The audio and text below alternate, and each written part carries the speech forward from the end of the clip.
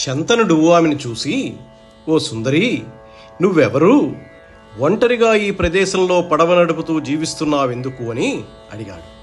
అప్పుడు ఆమె చిరునవ్వు నవ్వుతూ, నేను దాశరాజు పుత్రికను, ఈ పడవ నడపడం నా తండ్రికి వృత్తి, నేను అతనికి అప్పుడప్పుడు సహాయపడుతూ ఉంటాను, నన్ను సత్యవతి అని పిలుస్తారు అంది.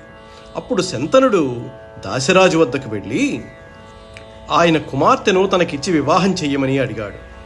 అందుకు దాశరాజు, ఓ మహారాజా, చిన్నతనం నుండి నా కుమార్తెను అల్లారుముద్దుగా పెంచుకుంటున్నాను. ఇప్పుడు తనకి పెండి చేసే వయస్సొచ్చింది. లోకాచారం ప్రకారం ఎవరో ఒక అయ్యి చేతిలో పెట్టి బరువు దించుకోక తప్పదు కదా. అటువంటిది ఈ దేశానికే చక్రవర్తి అయిన నువ్వే స్వయంగా వచ్చి నా కుమార్తెను అడిగితే నా కూతురి కంటే భాగ్యశాలి ఎవరుంటారు? అయితే నేను కోరిన కోరిక తీరిస్తే నా కూతురిని నీకిచ్చి వివాహం చేయడానికి నాకెటువంటి అభ్యంతరము లేదు అని చెప్పాడు. ఏంటంటే, నా కుమార్తెకు పుట్టే సంతానానికే రాజ్యాధికారం ఇవ్వాలి. అలాగైతే ఈ వివాహానికి అంగీకరిస్తాను అన్నాడు. అప్పుడు శంతనుని మనస్సులో గాంగేయుడు మెదిలి, ఓ దాశరాజా, నువ్వు ఈ కోరిక తప్ప ఇంకే కోరికైనా కోరుకో, తీరుస్తాను అన్నాడు. అప్పుడు దాశరాజు తనకు అదే కోరిక తీర్చమని నిక్కచ్చిగా చెప్పాడు. రాజు చేసేది లేక దిగులుతో రాజధానికి వెళ్ళిపోయాడు. శంతనుడు రాజధానికి చేరాడే కాని అతని మనస్సంతా సత్యవతి ఆలోచనలతోనే నిండిపోయింది. దానితో రాజ్యపాలనకి విముఖుడై దిగులుతో కాలం గడుపుతూ వచ్చాడు. తండ్రిలో వచ్చిన ఈ నైరాస్యానికి గాంగేయుడు కలత చెంది తండ్రి వద్దకు వెళ్ళి, భవదభిరక్షిత క్షితికి బాధయునర్పగన్ ఊపునట్టి శాస్త్ర నివహంబులేదు వసుధా ప్రజకెల్లన్ అనంత సంతతోత్సవముల రాజులెల్ల అనిశంభు విధేయుల నీకు ఇట్లు మానవ వృషభేంద్ర ఏలకో మనఃపరితాపము పొందియుండగన్. మానవ శ్రేష్ఠులలో శ్రేష్టమైన వాడా, మన రాజ్యానికి ఎటువంటి శత్రుభయం లేదు. ప్రజలంతా సుఖ సంతోషాలతో ఉంటున్నారు. సామంతులంతా నీకు విధేయులై ఉంటున్నారు. మరి నువ్వు ఏ కారణం చేత దిగులుతో కృంగిపోతున్నావు అని గాంగేయుడు శంతనుణ్ణి ప్రశ్నించాడు. శంతనుడి మనోవ్యధకు కారణం తెలియక గాంగేయుడు రాజ్యరక్షణకు సంబంధించిన 2 ప్రశ్నలు అడిగాడు. రాజ్యరక్షణ విషయంలో బయటి శత్రువులు అంతఃశత్రువులు అనే అంశాలకే ప్రాధాన్యం ఇచ్చాడు. రాజ్యాన్ని ఆక్రమించే శత్రుకూటాలు పేర్లు లేవు. సామంతరాజులందరూ ప్రజలు సుఖంగా ఉండడం చేత అణిగిమణిగే ఉన్నారు. ఇంకా చింతపడడానికి కారణమేంటి? అంతఃపుర సమస్య ఎలాగూ లేనే లేదు. శంతనుడి మనోవ్యధ బయటి వారికెవ్వరికీ చెప్పుకోలేని సున్నితమైనదని నన్నయ్య గారు ఈ పరామర్శ ద్వారా వివక్షిత వాచ్యధ్వనిగా పేర్కొన్నాడు.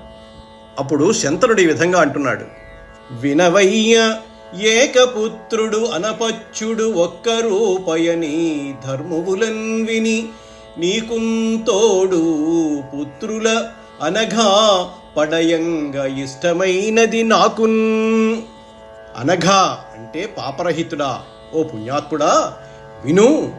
ఒకే ఒక కొడుకు కలవాడు, సంతానం లేనివాడు, వీరిద్దరూ సమానులే అని ధర్మశాస్త్రాల్లో విని నీకు తోడుగా మరికొందరు కొడుకులను పొందాలని నాకు కోరిక కలిగింది అని చెప్పాడు శంతనుడు. శంతనుడు తన అభిప్రాయాన్ని సుసంగతంగా ప్రతిపాదిస్తున్నాడు. అసంగతాన్ని ప్రయోగించకూడదు కాబట్టి శంతనుడు అసంగతం కాని వాక్యాన్ని మాట్లాడినట్లు నన్నయ్య గారు చిత్రీకరించారు. మాట్లాడే మాటల్లో పూర్వోత్తర సంబంధం ఉండటం సంగతి అంటారు. అది ప్రసంగం, ఉపోద్ఘాతం, హేతుతత్వం, అవసరం, కార్యేక్యం, కారణైక్యం అని 6 విధాలు. వాటిని నిపుణంగా ప్రయోగించి నన్నయ్య గారు రుచిరార్థ సూక్తి నైపుణ్యాన్ని ప్రదర్శిస్తున్నారు. లోకంలో ఏకపుత్రుడు అనపత్యుడు ఒకటేనని ధర్మశాస్త్రాలు అంటాయని శాస్త్ర ప్రమాణంతో ప్రసంగం మొదలుపెట్టి భీష్ముడికి తోడుగా మరికొంతమంది కొడుకులను పొందాలని ఉన్నది అని ఉపోద్ఘాతం ప్రారంభించాడు శంతనుడు.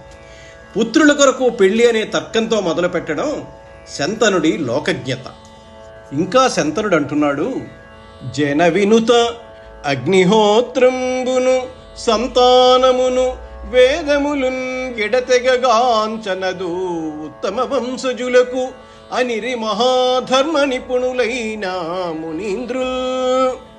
నీవు అస్త్రశస్త్ర విద్యాకోవిదుడవు, రణములందు క్రూరుడువు, అరి విద్రావణ సాహసికుండవు కావున నీ ఉనికి నమ్మగా నేరను ఎదన్.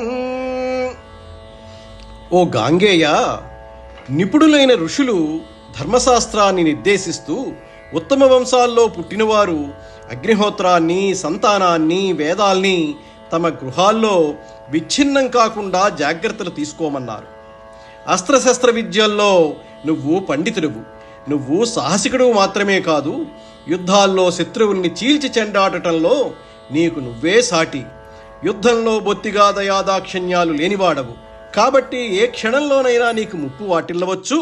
కాబట్టి నీ దీర్ఘాయును గూర్చి నాకు మనస్సులో ఎప్పుడూ భయంగానే ఉంటుంది. అందువల్ల అనేక మంది పుత్రుల కోసం వివాహం చేసుకోవాలని అనుకుంటున్నాను అని శంతనుడు చెప్పాడు.